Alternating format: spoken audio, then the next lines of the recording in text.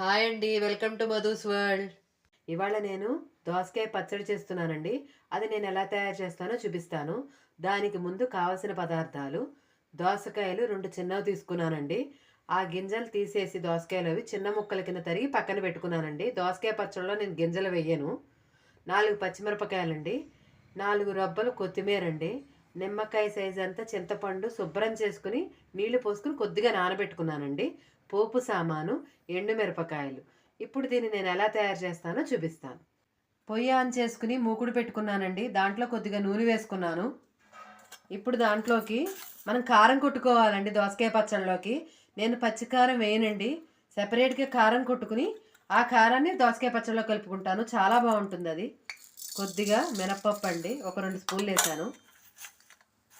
మెంతులండి, ఇది స్కిప్ చేయకండి. మెంతులు, ఆవాలు, జీలకర్ర.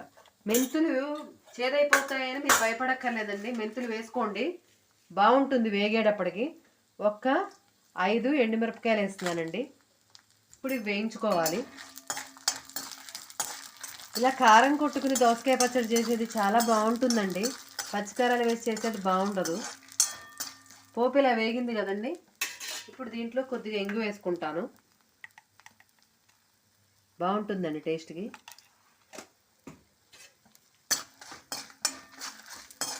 ఇప్పుడు పోపు వేయించుకోవాలి.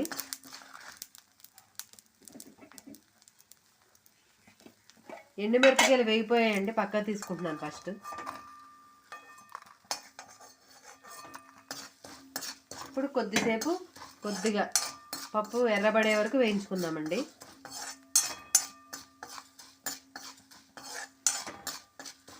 వేగిపోయిందండి పోపు కూడా. ఇది కూడా ఇప్పుడు మిక్సీ జార్లోకి తీసేసుకుంటున్నాను.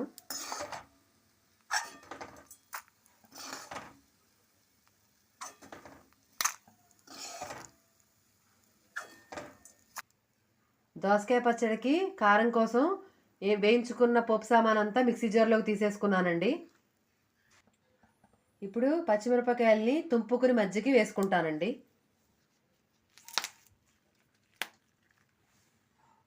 ఇలా వేసుకుంటున్నాను. దోసకాయ పచ్చడిలో పచ్చిమిరపకాయలు వేసుకుంటే బాగుంటుందండి. ఇప్పుడు పచ్చిమిరపకాయలు కాస్త నూనెలో వేగాలి, టేస్ట్ బాగుంటుంది. కారం ఉండదండి, పచ్చిమిరపకాయలు వేసాం కదా కారం అని అనుకోకండి. ఎండుమిరపకాయలు పచ్చిమిరపకాయలు 2 వేస్తే టేస్ట్ బాగుంటుంది. మీరు కారం గల మిర్చి అయితే 2 వేసుకోండి. మాకు కారం లేని మిర్చి, అందుకు 4 వేసాను. ఎండుమిరపకాయలు కాస్త మావి కారం అండి, అందు గురించి 4 వేసాను. మీరు మీ టేస్ట్కి తగ్గట్టు కారం చూసుకుని వేసుకోండి. ఎండుమిరపకాయలు పచ్చిమిరపకాయలు మాత్రం. పచ్చిమిరపకాయలు వేగిపోయాయండి. ఇది ఒక ప్లేట్లో తీసుకుంటున్నాను. కారం ఆడుకున్నాక అప్పుడు ఈ పచ్చిమిరపకాయలు వేస్తానండి. ఎందుకంటే లేకపోతే మనకి ఆ కారం నలగదు, అందుకోసం వేయను ముందు నేను. ఈ పోపు మిక్సీ జార్లో తీసేసుకున్నా కదండి, ఇది చల్లారాక మిక్సీ కొట్టుకుంటాను. ఇప్పుడు ఇలా కారం కొట్టేసుకున్నానండి పచ్చడి కోసం. దీంట్లో ఇప్పుడు పచ్చిమిరపకాయలు వేస్తానండి. ఎందుకంటే పచ్చిమిరపకాయలు ముందే వేసామనుకోండి కారం నలగదు, అందుకని వేయలేదు నేను. ఇప్పుడు పచ్చిమిరపకాయలు వేసుకుని మళ్ళీ ఒకసారి తిప్పుకుంటాను. నూనెలో వేయించిన పచ్చిమిరపకాయలు వేసేసుకున్నానండి. పసుపు వేసుకుంటున్నాను కొద్దిగా. ఇప్పుడు మళ్ళీ దీన్ని ఒకసారి మిక్సీ తిప్పేసుకుంటాను. దీన్ని మెత్తగా మిక్సీ పట్టేసుకున్నాను.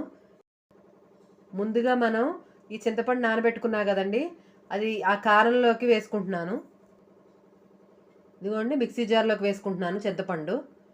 తర్వాత కొత్తిమీర కూడా వేసుకుంటాను. కొత్తిమీర వేసేసుకున్నానండి. ఇప్పుడు ఒకసారి మళ్ళీ మిక్సీ చేసుకుంటున్నాను. కొత్తిమీర చింతపండు వేసేసుకుని గ్రైండ్ చేసుకున్నాక ఇలా వస్తుందండి. ఇప్పుడు దీంట్లో తగినంత సాల్ట్, కొన్ని దోసకాయ ముక్కలు, అన్నీ వేసుకోకూడదండి, కొన్ని మాత్రమే వేసుకోవాలి మనం తరిగి పెట్టుకున్న దోసకాయ ముక్కల్లోంచి. అవి వేసుకుని ఒక్కసారి మళ్ళీ గ్రైండ్ చేసుకోవాలి. ఆ తర్వాత మీకు చూపిస్తాను. తగినంత సాల్ట్ వేసుకుంటున్నాను. చూసి వేసుకోండి సాల్ట్, ఎందుకంటే దోసకాయలో కాస్త పులుపు ఉంటుంది, చింతపండు కూడా వేసాం కదండి. ఇదిగోనండి, ఇన్ని ముక్కలే దోసకాయ ముక్కలు తీసుకోవాలండి, ఎక్కువ అస్సలు తీసుకోకూడదు. ఈ దోసకాయ ముక్కలు కూడా ఇందులో వేసి ఒకసారి గ్రైండ్ చేసేసుకుంటాను.